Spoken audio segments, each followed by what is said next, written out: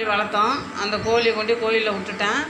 இப்போ ரெண்டாவது வந்து இது ரெண்டையும் வளர்க்குறேன். இது ரெண்டும் என் பின்னாடியே பாசமாக தெரியுதுங்க. இதை விட்டுட்டு எங்கேயும் போக முடியாமல் நான் உட்காந்துருக்கேன், தவிச்சுக்கிட்டு உட்காந்துருக்குறேன். தனியாக இருந்துக்கிட்டு தனி மரமாக புலம்பிட்டு உட்காந்துருக்குங்க. நான் என்ன செய்யணும்னு தெரியாமல் அண்டமுலையே புலம்பி போய் வருது. நாலாவது இந்த 3 மாதம் தாங்க இருக்குது. 8வது மாதம் 4ஆம் தேதி நினைவு நாள் வருது. 8வது மாதம் தான் தேவசமும் வருது.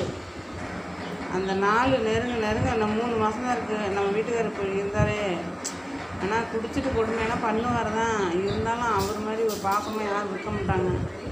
இப்போ வந்து யாருமே இல்லை, தனி கட்டையாக இருந்துட்டு இப்போ 2 நாளாகவே எங்கள் வீட்டுக்காரர் நினப்பு அதிகமாக வருது. பிள்ளைங்க இருந்தாலும் அந்த நினப்பு இருக்காது. எனக்கு என்னம்மா ஒரு மாதிரியா நம்மளும் இருக்கலாமா, அவர் கூட போயிடலாமா அப்படிங்கிற சூழ்நிலை இருக்குது.